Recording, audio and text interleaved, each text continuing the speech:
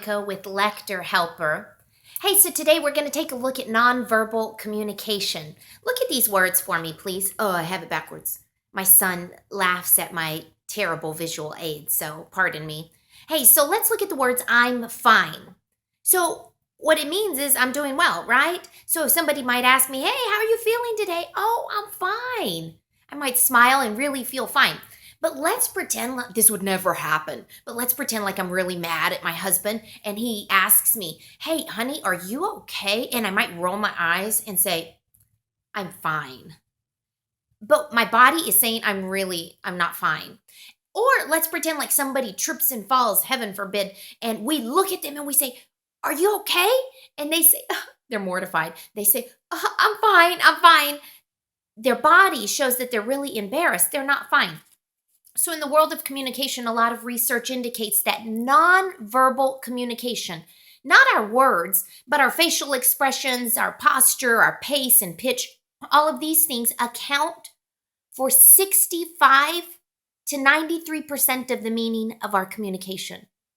So, in other words, people are actually listening to what we don't say, even more so than the words. So a lot of people, I've heard them say about lectors, well, not too many, but some will say, hey, remove all expression from the readings. Let the words speak for themselves. I get it.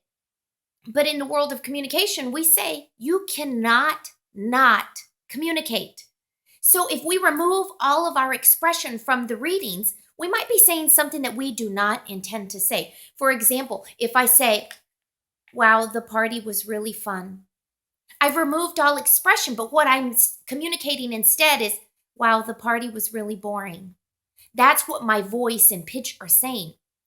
So this week, I'd ask you to begin to really look into your own nonverbal behaviors because sometimes it's hard to be self-aware with things like that. I know I've been studying this stuff for 20 years and I still find things that I'm like, wow, I didn't know my body said it that way.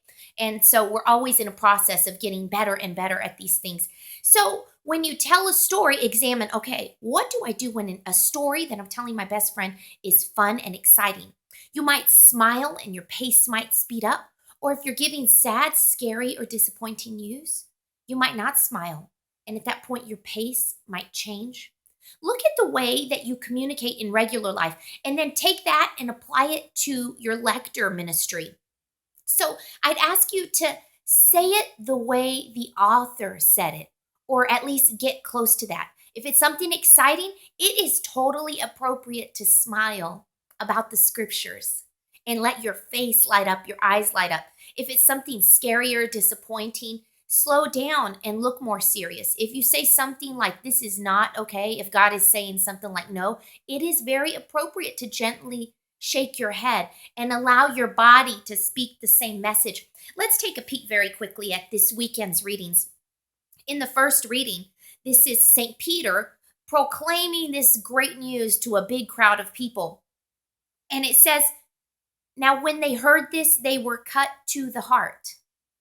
So they hear Peter preaching and they're cut to the heart, like they are changed, they're transformed.